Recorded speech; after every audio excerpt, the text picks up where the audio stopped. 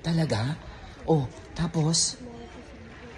Ay, my goodness. Tapos?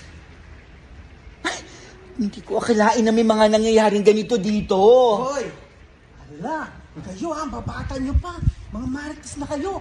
Ano yung pinagsasabi nyo dito kay Sir Mel, ha? Kuya Buddy, di naman po yung totoo. Di naman po kami kagaya ng mga chismosa. Oo! Alam ko na yung mga ganyan eh. Tara na, Sir Mel. Oh. Huwag kang makisama dyan kung anong...